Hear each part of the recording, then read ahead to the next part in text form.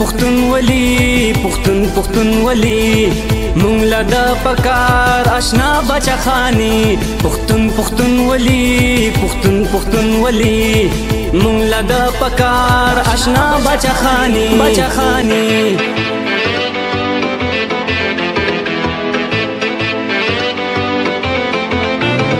سر بیرغ او سر نشان مونږ ته دی د ځان ګران خپله خاوره خپل اختیار مونږ ته دی د ځان ګران سر بیرغ او سر نشان مونږ ته دی د ځان ګران خپله خاوره خپل اختیار مونږ ته دی د ځان ګران سپایان د بچا خانیو سپایان د بچا خانیو په مال نه په ځانیو سپایان د بچا خان نه په ګټه په تاوانیو سپایان د بچا خانیو نه په ګټه په تاوانیو سپایان د بچا خانیو پښتونولي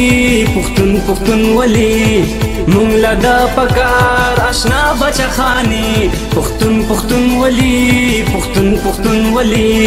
مونږ له د پکار آشنا سواد نیوز بینوال دا وخت شه موضوع کې موجود دی د ان پی شمولیتي تقریبا شو زموږ سره یو ډیر ستر مشر جمیل خان موجود دی. جمیل خان درته وایي چې تیر د ان پی حکومت او دا وخت تحریک انصاف حکومت په لاس کې ورغی نو تاسو ته پته ده چې په هغې نه مخکې دا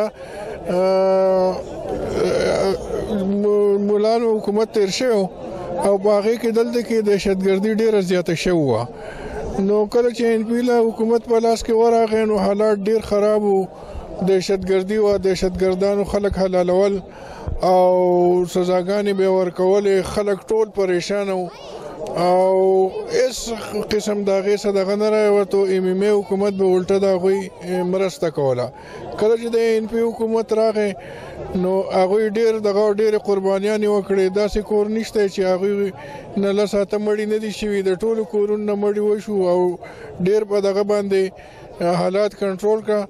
نن که تحریک انصاف والا وایي چې یاره په پښتونخوا کې امن دی، نو دا امن د دوی د وجې نه دی، دا امن د ان پی د وجې راغلی دی. هغوی ډېرې قربانیانې کړي دي او په هغې حالاتو باوجود ډېر کارونه، ډېر یونیورسټیانې، سکولونه او ډېر کارونه دې علاقې له کړي دي او انشاءالله آینده هم اوس تاسو وکاته چې ډېر خلک په تیزۍ سره په ان پی کې شاملیږي او خلک ډېر خوشحاله دی انشاءالله چې آینده حکومت به هم د ان پی او که حالات سازګار نو انشاءالله خلک به وګوري چې ډېرې د دې خلکو کمې مسلې دي، ستونزې دي، هغه به هوارې کړي. جمیل خان زموږ سره سابقه ام پی ای وقار احمد خان موجود دی.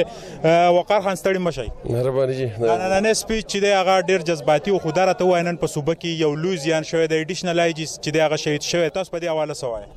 ډېره مهرباني.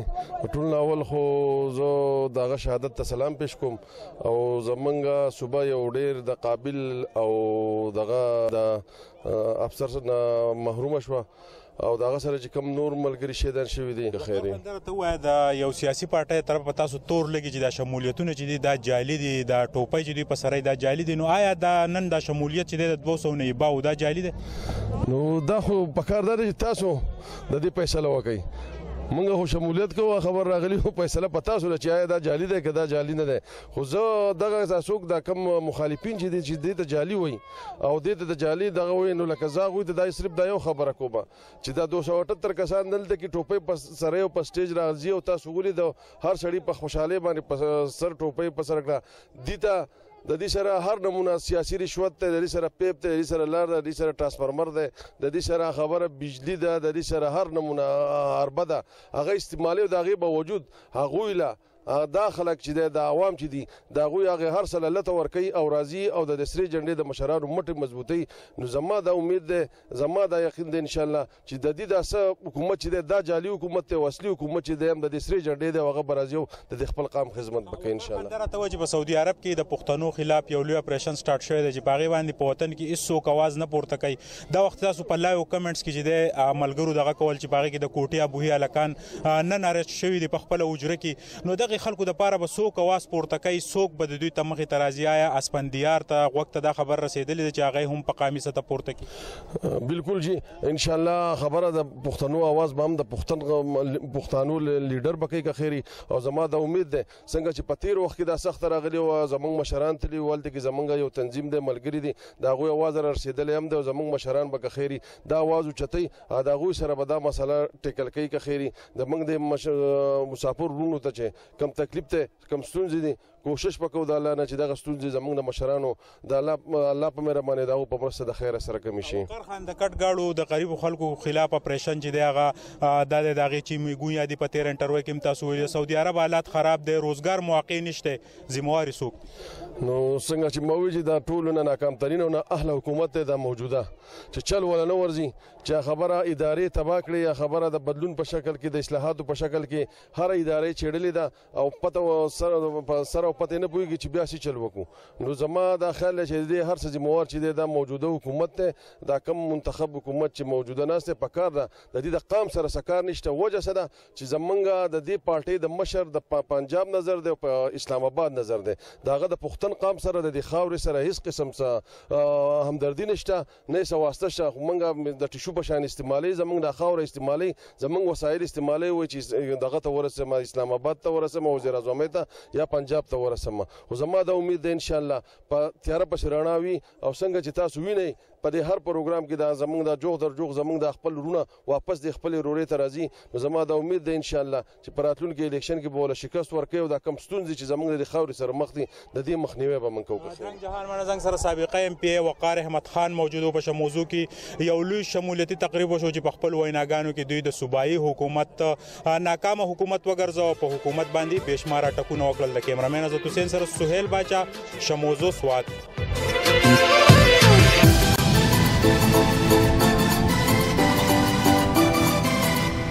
پختون ولی پختون ولی مونږ له پکار آشنا کې په بحثي کې لکه دا مورد سره به مورد سي چې دا مورد داګه سره په موږ نه کړه کله چې موږ ځانونه راغلو.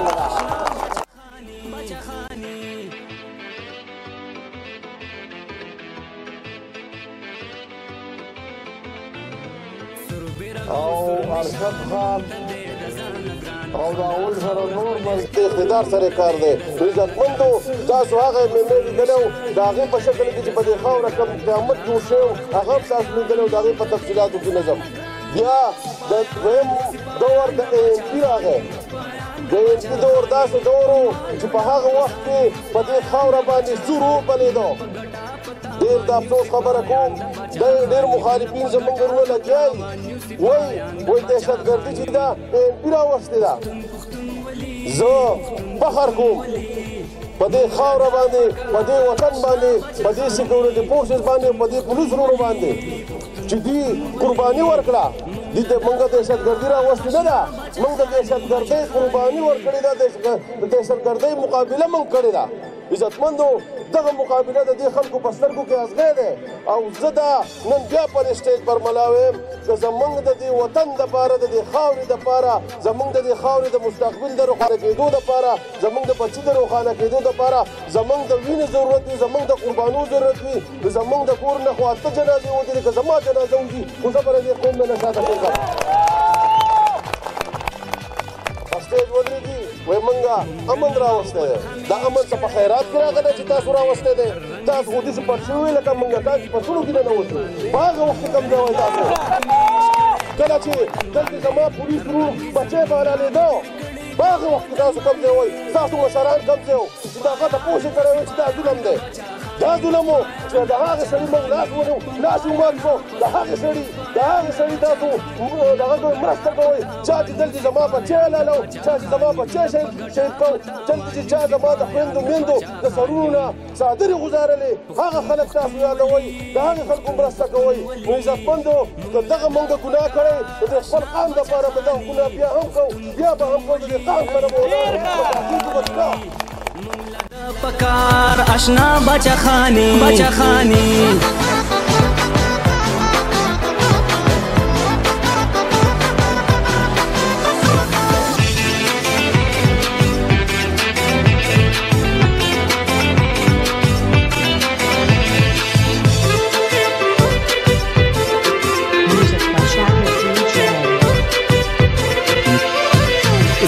وقار خان نشم ډیر د قدردان مشر ځان قربان وي په خلکو ډیر د